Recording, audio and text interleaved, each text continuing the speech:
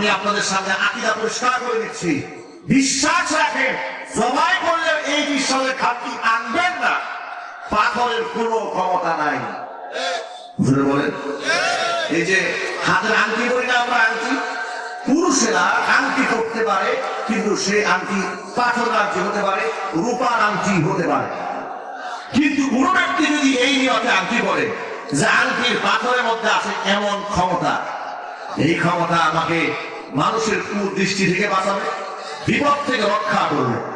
আমাদের বাংলাদেশে ঢাকা শহরে বড় বড় জ্যোতিষী আছে, বড় বড় সুপার মার্কেটে তারা দোকান খুলে বসেছে, আংটির দোকান, পাথরের দোকান।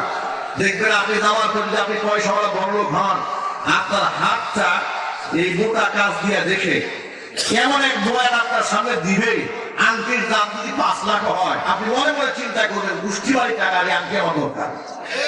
কথা বলেন ঠিক কিনা বলেন? এরপরে আপনাকে 100 টাকার আংটি 1 লক্ষ টাকা দিয়ে আপনার কাছে বিক্রি করে ফেলবে।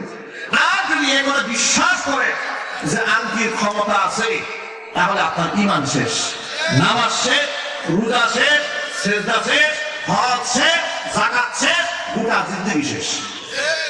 বিশ্বাস রাখি মুসলমান, কার উপর?